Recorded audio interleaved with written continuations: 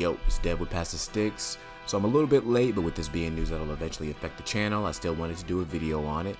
A few weeks ago, we started seeing our first details of the upcoming WWE 2K24 game, and I wanted to give my thoughts. Now, if you can't tell from my channel, I am a lifelong wrestling fan, and the games have always been a huge part of my being a fan.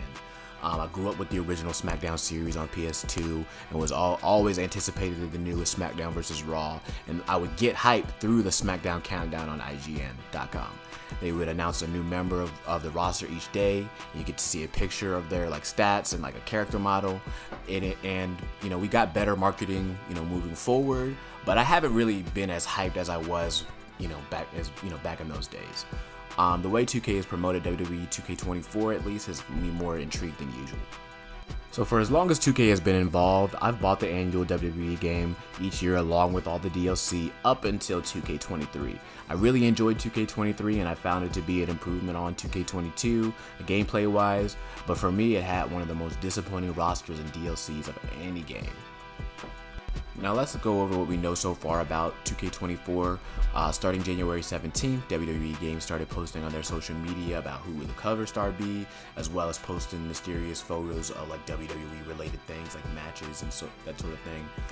We got a picture of a referee shirt, which a lot of people believe was a hint at special guest referee matches returning. That's been talked about for as long as it's been gone because it was really a fun match type. We got a picture of a coffin shrouded in purple, which we can safely assume is about the dead man Dominic Mysterio. A lot of people said this would be the return of the casket match or the buried alive match, and we've since seen some screenshots of that to be the case. After that, we got an NWO shirt just hanging. So I mean that could really be anything, I'm guessing that's reference to Rock versus Hogan though, being the showcase.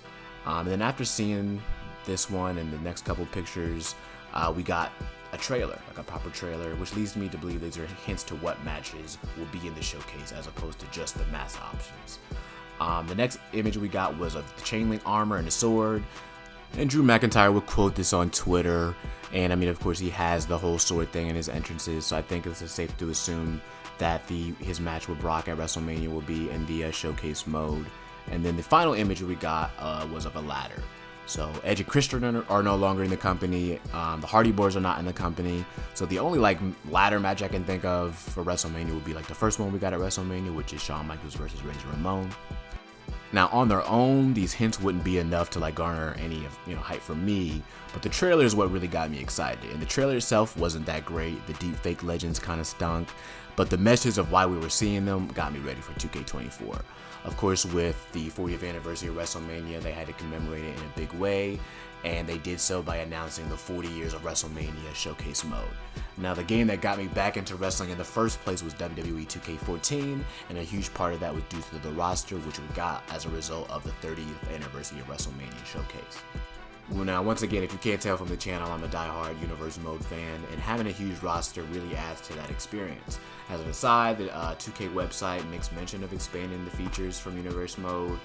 They're bringing back double title matches, there should be some new cutscenes and rivalry actions, and while that sounds good in theory, and I like the improvements they made to Universe Mode, managing rivalries in 2K23. I don't really have a whole lot of hope that they're going to focus on improving it in the way that they should. I've always said Universe Mode needs more cutscenes and scenarios. That's really what would keep it fresh, but it doesn't seem like they care. And the other mode I'm really into is General Manager mode, and the site says we should be getting more General Managers and brand options. I think we'll probably get Nick Aldis, since he's in the fold. And then in terms of brands, I would assume, in 2K23 we got WCW as a brand, so I would think we probably get ECW, and then maybe the brands that they'll have they put in the WWE games, the fake ones, I can't remember the name, the fake wrestling companies.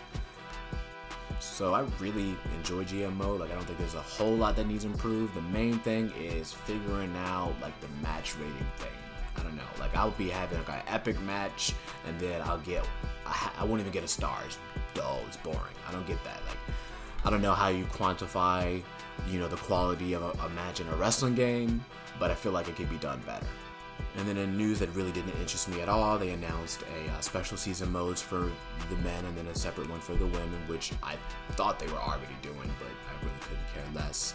Now, I came, and grew up playing NBA 2K season mode, and a lot of the time I couldn't believe that they would put the effort and time to come up with the crap that would be in the season mode.